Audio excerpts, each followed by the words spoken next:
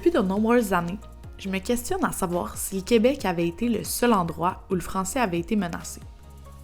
En faisant mes recherches, j'ai pu constater que la Louisiane, un État des États-Unis, avait vécu une histoire très similaire. Cependant, dans leur cas, ils se battent encore aujourd'hui pour conserver une partie de leur héritage culturel.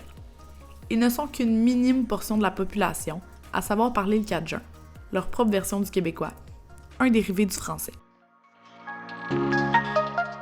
J'ai donc embarqué dans l'avion, direction Lafayette, en Louisiane, pour aller rencontrer la directrice et fondatrice de l'école Saint-Landry, une école qui prône la sauvegarde de leur patrimoine, par la langue, mais aussi par tout ce qui fait d'un Louisianais ce qu'il est vraiment.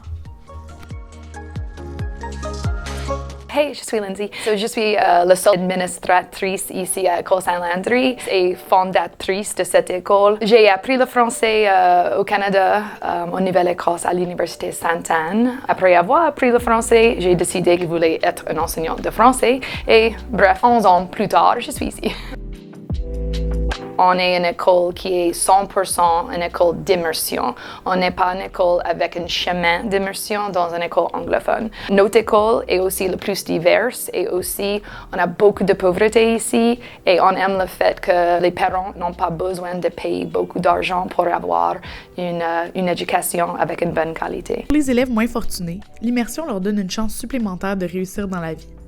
C'est prouvé qu'un élève qui parle une deuxième langue va réussir davantage académiquement et socialement qu'un élève qui n'en parle qu'une seule. On dit que l'immersion est le great equalizer. On sait que si on a deux élèves, un avec les parents qui n'étaient pas vraiment bien éduqués et les parents qui étaient vraiment éduqués, d'habitude, c'est l'élève avec les parents mieux éduqués qui fait mieux académiquement.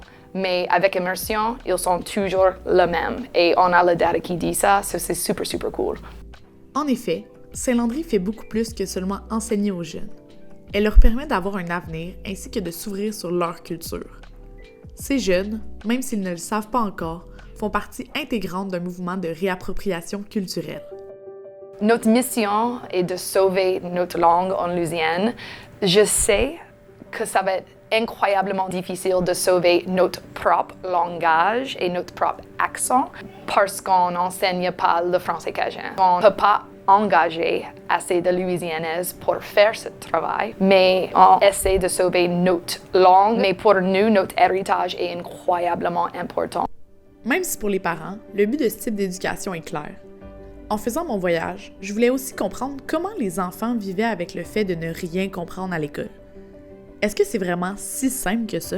Ils ne savent pas qu'il y a une autre façon pour apprendre. Ils pensent que tous leurs amis vont aux écoles où ils ne comprennent pas du tout leur enseignante la première journée. Les élèves, ils aiment bien le français, mais je sais parfois au middle school, commence à dire like, I want to go to the English schools with my other friends. Parfois c'est difficile. On va essayer d'éviter, ça ici. Même si aujourd'hui, l'école est en pleine possession de ses fonctions, elle ne s'est certainement pas créée d'elle-même. Depuis plusieurs années, Lindsay et d'autres partenaires ont mis les bouchées doubles pour faire de leur rêve une certaine réalité. Même si au départ, l'idée était de grande envergure, ils arrivent petit à petit, aujourd'hui, à réaliser le rêve de toute une communauté. Il y a 6 ans, on avait un événement ici à Sunset et il y avait un architecte, Stephen Ortego. Il parle français et il a vu l'ancien bâtiment de Sunset High et puis il a pensé on peut mettre une école d'immersion là-bas. 2 mois après, j'étais invitée d'aller dans une réunion d'exploration pour vraiment parler de cette idée. Est-ce qu'on peut vraiment avoir une école d'immersion dans cet bâtiment? J'étais le project manager de Day One. Pour 5 ans, j'ai travaillé avec le conseil pour établir l'école. Malgré qu'en apparence, le plan peut avoir l'air facilement réalisable, il ne l'est qu'à condition d'un total dévouement de la part du personnel et de la communauté. Saint-Landry est une école qui a environ le même fonctionnement qu'une école publique au Québec. Cependant, une des difficultés additionnelles est que l'école doit s'autofinancer, donc doit chercher du financement et payer pour tout. Pour nous, on doit payer pour notre propre bâtiment. Ça, c'est pourquoi on est ici. On n'avait pas des millions de dollars pour construire quelque chose. Avec les hausses des demandes d'admission à Saint-Landry, qui passera de 105 élèves à environ 190 élèves l'année prochaine, il est urgent pour eux de commencer les travaux dans le futur bâtiment. Pour notre future home, on va commencer le selective demolition cet été. Et on va déménager les deuxième grade et plus là-bas dans 2 années. Comme dit plus tôt, l'école offre bien plus qu'un programme d'immersion.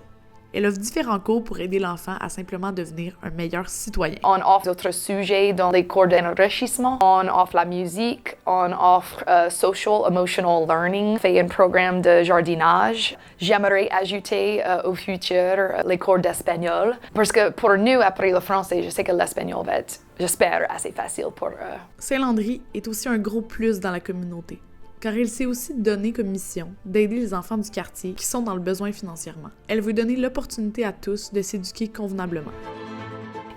Notre école, on a presque 80% de pauvreté. On a un programme qui donne les petits déjeuners et les déjeuners gratuits aux enfants, mais à tout le monde, on a décidé d'utiliser notre budget pour payer pour les autobus scolaires, parce qu'on ne peut pas dire qu'on veut que l'immersion est pour tout le monde si on ne donne pas le transport et la transportation de venir. On essaie vraiment fort de donner les opportunités aux enfants qui peut-être ils ne pouvaient pas avoir les mêmes opportunités dans les autres écoles.